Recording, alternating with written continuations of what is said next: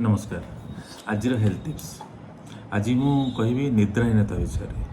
निद्राहीनता गोटे साधारण कम्प्लेन जो कि आम बेले बेले डाक्तर आडभाइस नहीं था नहीं था आम निजे निजे आडजस्ट करने चेष्टा करूँ कौटी कौटी मेडिसिन एमती होमिओपैथी एलोपैथी आयुर्वेदिक मेडिसिन खाई निजे शोया चेष्टा करूँ जोटा कि ठीक नुहे आम आडभाइस नहीं करवा कि निज लाइफस्टाइल किसी परिवर्तन करवा।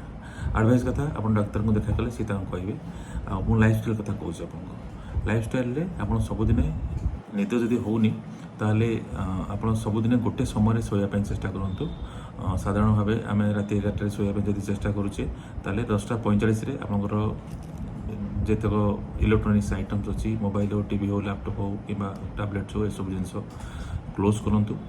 10:45 ରୁ 11ଟା ଭିତରେ କିଛି ଗୋଟେ ସାଧାରଣ ବହି ପଢ଼ିବା ପାଇଁ ଚେଷ୍ଟା କରନ୍ତୁ ଖଟରେ ପାଖରେ ରଖିଥାନ୍ତୁ ଏବଂ 11ଟା ବେଳକୁ ନିଦ ହେବା ପାଇଁ ଆପଣଙ୍କର ଗୋଟେ ଆଇଡ଼ିଆ ରହିବା ଦରକାର। ଯଦି 11ଟା ନିଦ ବି ନ ହେଉଛି ତାହେଲେ 11:15 ଭିତରେ ନିଦ ହେବ। ଜମା ବି ଯଦି ନିଦ ନ ଲାଗୁଛି ଆପଣ ଖଟରେ ଉଠିକିରି ଏପଟ ସେପଟ ହୁଅନ୍ତୁନି। ସବୁଦିନ ସେଇ ସମୟଟା ମେଣ୍ଟେନ୍ କରନ୍ତୁ ମିନିମମ୍ ଗୋଟେ ମାସ।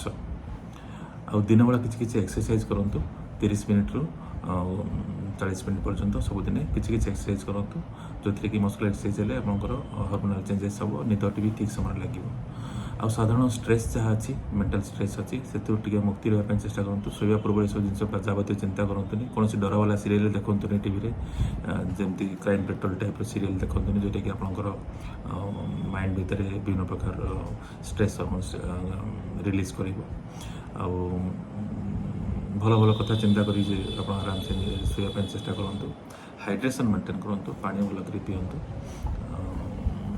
एटलिस्ट ये कले आप निद ठीक समय आस्ते आस्ते साइकिल पड़ो। स्लीप साइकिल जब डिस्टर्बेंस होची आपन जदि डरावला स्वप्न आसूची कि घुंगुड़ी बेसी होची दांत कड़मड़ कर बारंबार निद भांगी जाऊँगी ताहले आप डाक्तर कंसल्टेशन करके स्लीप साइकिल रेगुलेट करने किसी मेडिसिन देवे। धन्यवाद।